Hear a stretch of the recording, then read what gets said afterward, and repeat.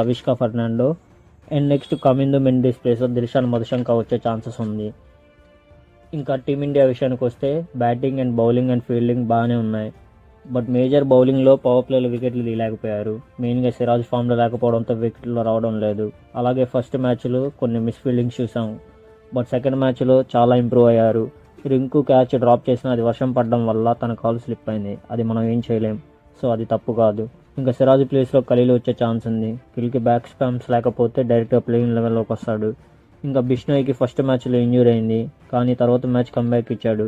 తనకి రెస్ట్ ఇవ్వాలనుకుంటే తన ప్లేస్లో సుందర్ వస్తాడు. లేదు అంటే అక్షర్ని డ్రాప్ చేసి సుందర్ని తీసుకునే ఛాన్స్ ఉంది. ఇంకా దుబే విషయానికి వస్తే తనని ఇంతే ఫ్రెష్గా ఉంచి ఓడిఐస్కి యూజ్ చేస్తారనిపిస్తుంది. ఎందుకంటే హార్దిక్ ఓడిఐలో లేడు కాబట్టి. ఇంకా ప్రిడిక్టెడ్ ప్లేయింగ్ 11 విషయానికి వస్తే శ్రీలంక టీం పాతుమ్ నిశంక, కుశాల్ మెండిస్, కుశాల్ పెరీరా, కామిండో మెండిస్, చరిత్ హసరంక, అవిష్కా ఫెర్నాండో, హసరంగా,